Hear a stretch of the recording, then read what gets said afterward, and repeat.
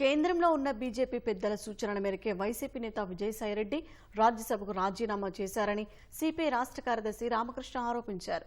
జగన్ వైఖరి నచ్చకనే విజయసాయి పార్టీని వీడారంటూ వస్తున్న వార్తలను ఆయన ఖండించారు. కేంద్రంలో ఉన్న బీజేపీ ప్రభుత్వాన్ని ఎండగట్టే కూటమి రాష్ట్రంలో రావాల్సిన అవసరం ఉందని రామకృష్ణ అన్నారు. ఇదంతా జగన్నాటకం. ఇది ఖచ్చితంగా బీజేపీ ఆడిస్తున్న డ్రామాలు. వీళ్ళందరూ పావులు అవుతా ఉన్నారు తప్ప మరొకటి కానే కాదు.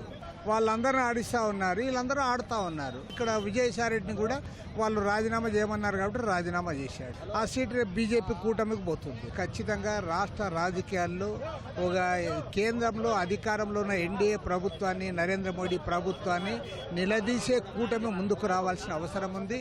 ఈ వైఎస్ఆర్సీపీ దాంతో ఫైట్ చేయలేదు. జగన్మోహన్ రెడ్డి వ్యవహారశైలి ఇప్పుడు కొత్తదేముంది?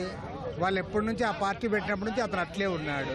వాళ్ళకి కొత్తగా నచ్చేది ఏముంది, కొత్తగా నచ్చంది ఏముంది?